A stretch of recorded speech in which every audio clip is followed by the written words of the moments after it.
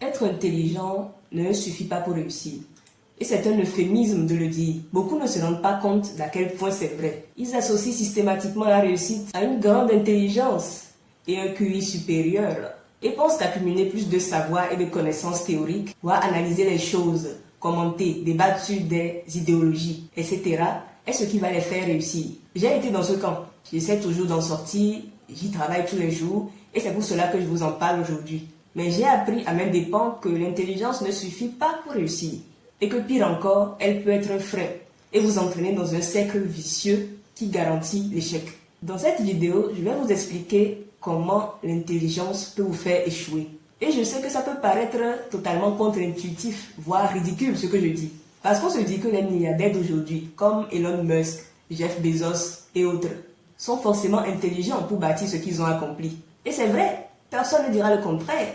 Mais je vous parle ici d'un tout autre aspect de l'intelligence, dans le sens être cultivé et accumuler des connaissances en tout genre. Parce que le plus gros problème des gens intelligents, c'est qu'ils attendent d'avoir tout compris à 100%, c'est-à-dire d'avoir toutes les informations, plans et effets à long terme avant de se lancer. Or, la vie ne fonctionne pas comme ça. Il y a toujours des paramètres imprévus, déjà à l'échelle d'une seule journée. Alors imaginez de planifier des semaines ou des mois entiers au millimètre près. Cela se transforme très vite en procrastination déguisée, où le fait de consommer des informations et des connaissances devient plus confortable que le fait de passer à l'action.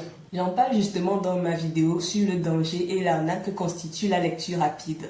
Ces gens cultivés et intelligents lisent donc plus, analysent plus, aiment débattre des idées et de sujets en tout genre, mais s'enfoncent dans l'immobilité, tout en croyant que leur intelligence, c'est-à-dire le fait de savoir des choses théoriques, voire de les connaître par cœur plus que la moyenne des gens, compense l'inaction. Et c'est ça le pire, c'est ce qui entretient ce cercle vicieux. Si vous regardez souvent des success stories sur les réseaux, je suis sûre que vous avez dû déjà tomber sur des personnes qui sont devenues riches et célèbres alors qu'elles étaient comme tout le monde, des gens lambda, parfois sans instruction, sans idées révolutionnaires, et qu'un truc tout bête en apparence a réussi à les rendre célèbres ou riches. Kaby Lame est l'exemple qui fait le plus de bruit en ce moment.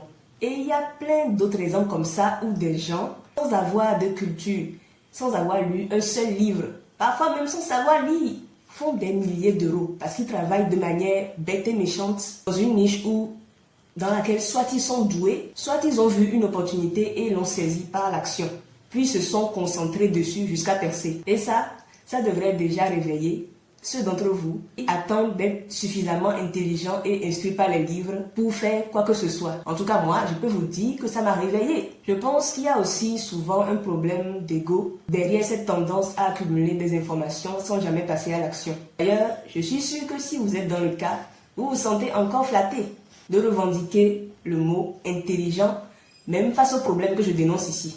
Donc, beaucoup s'accrochent à l'intelligence simplement parce qu'ils se sont identifiés à cette appellation, exactement comme à un statut. Ils se disent, même inconsciemment, quelque chose comme « oui, je suis trop intelligent, c'est pour ça que je n'arrive pas à agir. Mais de toute façon, ça me donne de la valeur parce que c'est mieux que d'être idiot et ignorant. » Je ne peux qu'être d'accord sur le fait que l'ignorance et le manque d'instruction sont de gros problèmes de notre société. Et moi aussi, je vous l'ai dit dans une précédente vidéo, je lisais au moins 30 livres par an. Et ça, c'était sans compter des centaines d'articles et de longues vidéos YouTube sur des sujets très divers. Et j'ai effectivement appris des choses incroyables que je sais que très peu de gens connaissent, voire même soupçonnent, dans plusieurs domaines différents. Allant du développement personnel à la psychologie humaine, en passant par la santé, l'écologie, la géopolitique, la spiritualité et même des domaines occultes et ésotériques. Mais à un moment, il faut savoir s'arrêter, les gars, et savoir diriger son temps et son énergie dans quelque chose dans la vie réelle. Parce que sinon, c'est comme avec les jeux vidéo. On a l'impression de progresser, de devenir plus compétent, mais ça reste une impression si ça ne se traduit pas par des résultats positifs dans la réalité.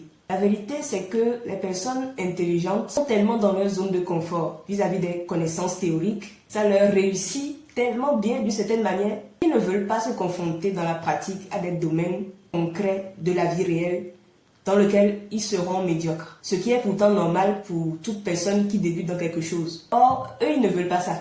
Ils veulent garder cette identité de quelqu'un de brillant, qui sait, qui analyse, qui connaît les secrets de l'univers, de génies et de personnes très cultivées qui ne peuvent pas rater ni se tromper.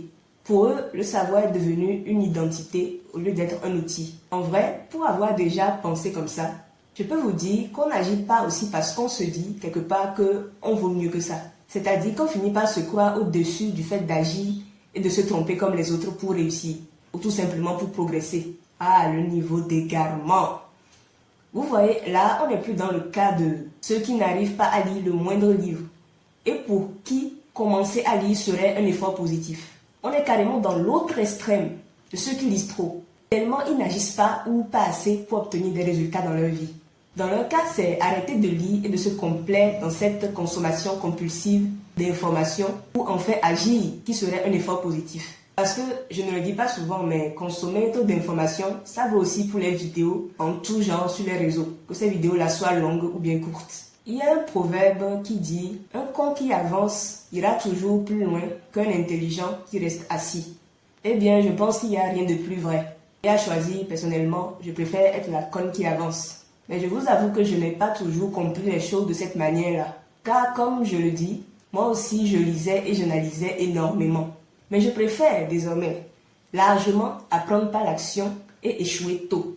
Échouer vite et recommencer aussi souvent qu'il le faudra. Parce que c'est exactement ça le processus pour gagner en compétences et quitter le stade de la simple connaissance. Parce qu'aussi, rappelons-le, connaître et ne pas faire n'est pas connaître. Et la vie est faite pour bouger, pour agir. Bref, pour être vécue en donnant le plus de moyens possible à son potentiel de se réaliser. Et enfin, il existe une réalité brutale qui est que le marché et la réalité du terrain se moquent de ton potentiel. Ils ne récompensent que ce qui fonctionne, ce qui a été éprouvé, montré. Une idée brillante, mais qui ne fonctionne pas dans la vraie vie, reste une mauvaise idée. Donc, si vous êtes conscient de cette situation et que vous voulez en sortir, commencez par apprendre désormais des choses uniquement pour résoudre des problèmes dans le présent et non pour accumuler des informations qui peuvent servir un jour alors que vous allez en oublier la plus grande partie de toute façon. Donc, consommez utile et appliquez immédiatement la moindre information que vous apprenez en ce sens. Choisissez un seul domaine pratique, un seul problème majeur à la fois que vous choisissez de régler définitivement dans votre vie. Et concentrez vos ressources et vos connaissances uniquement à résoudre ce problème-là sur les 3 à 6 prochains mois au moins. Vous verrez que vous atteindrez comme ça une autre forme d'apprentissage beaucoup plus ludique et satisfaisante qui vous rendra fier de vous. Parce qu'elle vous fait résoudre des problèmes réels et acquérir des compétences utiles, pratiques et monétisables. Car d'autres ont sûrement les mêmes problèmes et défis que vous. Et si vous avez réussi à en régler un dans votre vie, même sans être expert, vous pouvez déjà aider d'autres personnes qui sont prêtes à vous payer pour avoir votre solution. Cela dit, tout ce que vous avez appris auparavant n'est pas forcément à jeter. Mais vous allez désormais acquérir un autre type de connaissance qui se construit par la pratique et l'action, tout en améliorant votre vie au passage. Ce qui m'aide à agir, au lieu de continuer à consommer de l'information, c'est de me dire que certes, j'aurai l'air stupide et pas doué lorsque j'échouerai les premières fois. Et peut-être même que je le suis objectivement, face au domaine où je ne connais rien. Mais je m'en fiche totalement d'être bête ou d'en avoir l'air. Parce que ce qui compte au final, c'est que j'aurai des résultats et que j'avancerai bien plus vite que si j'avais agrippé la carte de l'intelligence, à rester là et à tout suranalyser au lieu d'agir dans le concret. C'est tout pour cette vidéo. Si tu te reconnais dans ce que j'ai décrit, si tu passes plus de temps à lire, à analyser et à débattre qu'à construire quelque chose de concret, dis-moi en commentaire quel est le problème que tu vas résoudre dans les 30 prochains jours par l'action. Pas par la lecture, ni par les vidéos, par l'action. Partage cette vidéo avec quelqu'un qui est coincé dans la paralysie par analyse. Quelqu'un de brillant qui n'avance pas parce qu'il attend d'avoir tout compris. Abonne-toi si tu veux plus de contenu qui te pousse hors de ta zone de confort intellectuel pour enfin agir. À très bientôt et n'oublie pas qu'il vaut mieux être un con qui avance qu'un génie qui reste assis.